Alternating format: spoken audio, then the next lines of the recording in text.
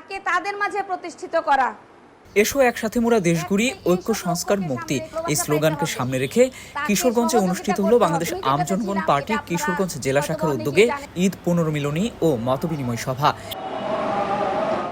ঈদের আনন্দ ভাগাভাগি করতে এবং জাতীয় উন্নয়ন ও জনগণের অধিকার প্রতিষ্ঠার লক্ষ্যে একযোগে কাজ করার অঙ্গীকার জমে ওঠে এ আয়োজনে। অনুষ্ঠানে সভাপতিত্ব করেন বাংলাদেশ আম জনগণ পার্টির কেন্দ্রীয় আহ্বায়ক কমিটির সদস্য এবং কিশোরগঞ্জ জেলা আহ্বায়ক এইচ.এম. রফিকুল ইসলাম ভূঁইয়া।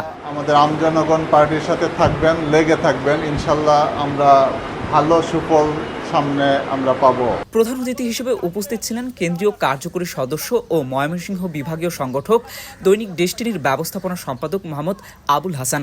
আমাদের নির্বাচন পদ্ধতি অন্য দেশের চেয়ে ভিন্ন।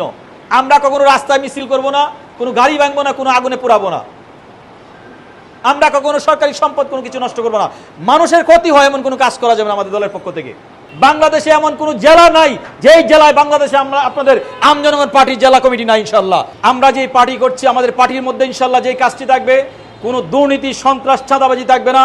আমরা যেই কাজটি করব আমাদের সকল সদস্যদের জন্য, আমাদের সকল কর্মীদের জন্য, আমাদের সকল যারা নেতা থাকবে তাদের জন্য আমরা কখনো চাঁদার ব্যবস্থা করব না।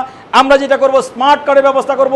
আমরা যদি ব্যবসা করি আমাদের ব্যবসা থাকবে, আমাদের 60% কাজ, 40% কাজ থাকবে আমাদের রাজনীতিতে। আমাদের ব্যবসার মাধ্যমে আমাদের যে কর্মীরা থাকবে না তারা থাকবে। নেতাদের জন্য সেন্ট্রাল থেকে আমরা সম্মানের ব্যবস্থা পাবো প্রতি মাসে ইনশাল্লাহ।